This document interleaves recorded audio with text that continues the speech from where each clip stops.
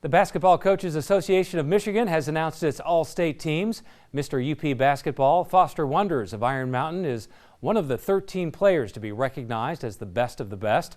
You can translate that as being on the group's statewide dream team, along with National Gatorade Player of the Year Imani Bates of Ypsilanti Lincoln, and Michigan's Mr. Basketball, Carlos Scooby Johnson of Benton Harbor. Marquette's Cameron Karp is an honorable mention in Division I. Keegan Monroe of Menominee and Brad Simonson of Houghton earned first-team honors in Division II.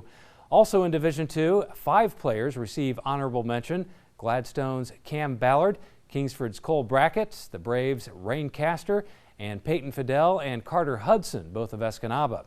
In Division III, Iron Mountain's Marcus Johnson and Negaunee Jason Waterman are on the first team, with the Miners' Jackson Sager as an honorable mention. In Division IV, 5 first-team selections: Jaden Borseth of Ewan-Trout Creek, Nick Eddington of Pickford, Davin Hill and Ashton Janke of Dollar Bay, and Brett LaFord of Kearney-Nadeau.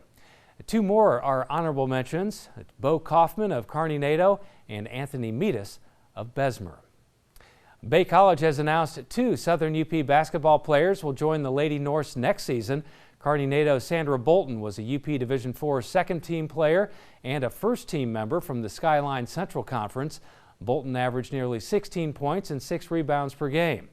North Central's Bree Arsenault was a UP honorable mention player and a second team in the Skyline. Arsenault made 31% of her shots from three-point range. The Upper Peninsula did not win a high school state football championship between 1984 and 1991. But that does not mean there weren't any close games in the postseason. TV6's Mike Ludlam found a playoff game shot by current enemy professor Dwight Brady in 1985 between Saginaw MacArthur and the Gladstone Braves. Gladstone coach John Molesky had a back-and-forth battle with the Generals of Saginaw MacArthur.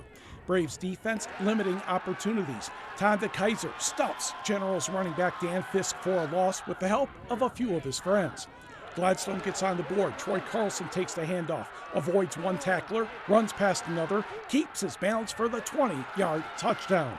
But MacArthur regained the lead in the fourth quarter. Fisk rumbled 10 yards for the score, 24-18 Generals.